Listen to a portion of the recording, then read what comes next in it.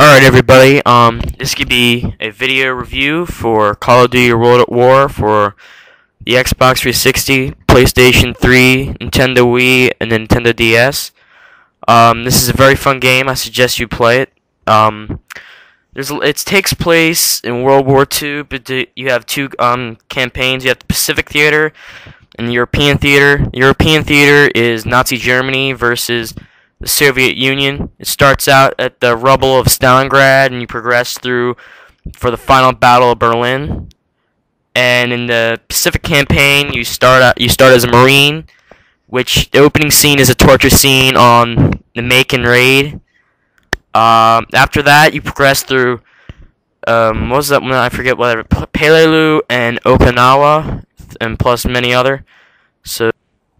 Also, there is a Nazi zombie mode, which is unlocked after completing the campaign.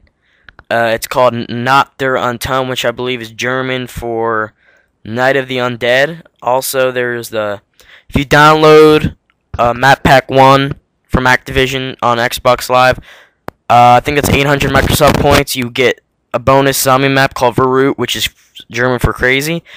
It's based off the multiplayer map Asylum. I really don't care how to say it, but in the new one, your basic goal is to try to turn on the power, which makes barriers. And if you're playing on multiplayer with 8 people, it will allow both teams to reconnect with each other, therefore being able to be more powerful in stopping the zombie assault. Okay, I'm gonna get back on the subject of the campaign. This could be spoilers, so if you don't like spoilers, suggest you leave. Alright, when you first start out in the Russian campaign, you fight through Stalingrad, basically trying to snipe a Nazi general at the end. Once you do so, that level ends and you start your march towards Berlin, which I believe crosses through about 4 levels, and then there's the tank level in this game. Like, usually in all the other Call of Duties, I hated the vehicle levels. I despise them. But in this one, I find the tank one's pretty good. It's very fun, actually. And then after that, you enter the city of Berlin. You basically fight through Berlin until making it to the Randstag, where the battle ends and you raise the flag over the top. Alright, now I'm going to start the Pacific campaign. You start out as a U.S. Marine, like I said, in the Macon raid, and then progress through Peleliu and Okinawa. But your enemy is the Imperial Japan.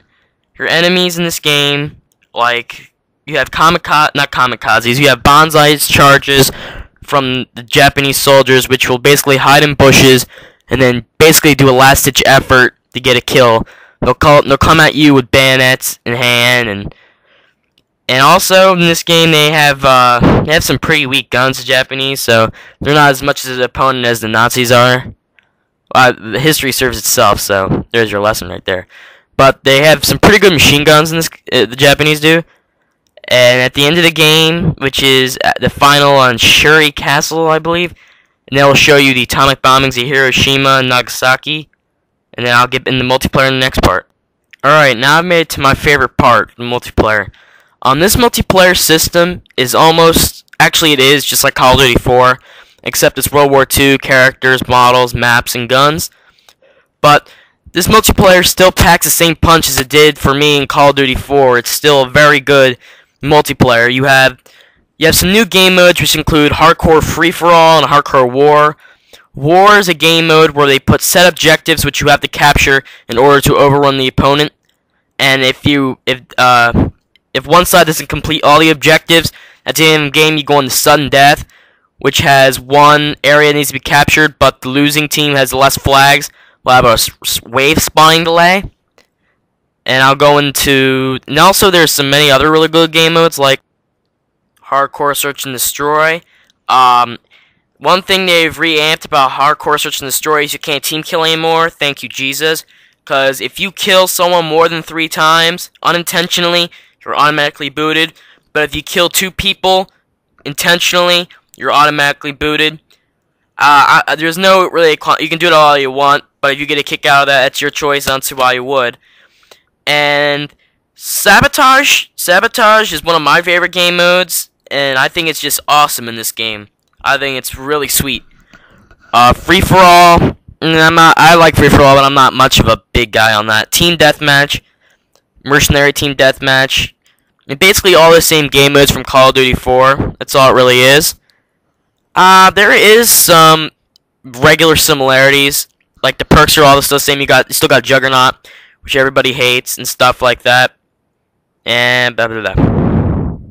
So with that, I'm going to give this game a what would be a good rating? A 10's the highest and 0 is the lowest. So I'm gonna give this game a 9, solid 9. Because the only reason why I put it a 9 out of 10 is because there are some imperfections, like there's glitches still. There's still some very glitchy things in here. And basically, I'm just a little cheesed off that it's still just a Call of Duty 4. And plus, when you play campaign, this respawning of your enemies and teammates is a little thrown off. But that's not much of a big deal, but just saying. The only reason I don't give it a 10 is because there's some regular mess-ups and glitches and stuff like that. But otherwise, there's a lot of good stuff about this game. So if you like a good World War II shooter, you should buy this game. And Infantry War is doing the next Call of Duty game, Call of Duty Modern Warfare 2. And again, I give this game a 9 out of 10. Please enjoy. Bye bye.